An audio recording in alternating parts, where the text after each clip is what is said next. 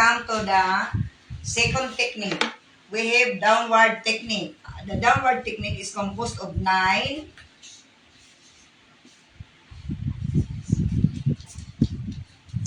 Both are bigger. 9 and then 7 plus 8. Pare-pareho silang malalaki. Mga senior citizen na ito.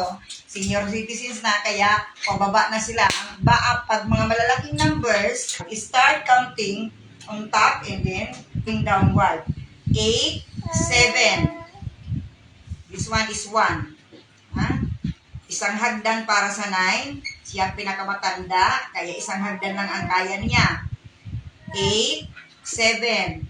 And then, dahil matanda na siya, huwag kalilimutan ang tungkod. Ibig sabihin, kapag nag-add ka ng bigger numbers, they are more than 10. Kaya laging may 1. 8, 7.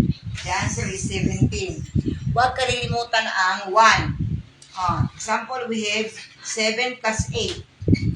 7, 6, 5, 15. Pag sinabi mong 5, diretso ka kaagad sa 15. Baka makalimutan mo yung yung 1. And then we have 6 plus 9. Sila ng apat ang magsama-sama.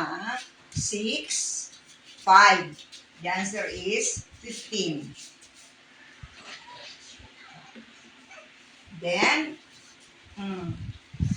we have 9 plus 7. Ang 7 ay may tatlong hagdan. 1, 2, 3. Bababa ang 9. 9, 8, 7, 6. 16. Ngayon, ang nasa baba naman ay 6. 6. Ang 6 ay may 4 na hagdan sapagkat siya ang pinakabata sa 4 na matatanda. Siya ang pinakabata. 1, 2, 3, 4. Tingnan kung saan nakalagay ang hagdan. 1, 2, 3, 4. Say for example, we have 7 plus 6. Basahin mo na ang 7, then pag bumaba, 7, 6, 5, 4, 3. The answer is 13. That is downward technique. Yan ang sinasabi natin daw. Bakit downward? Sapagkat matatanda na sila, hindi na sila bata.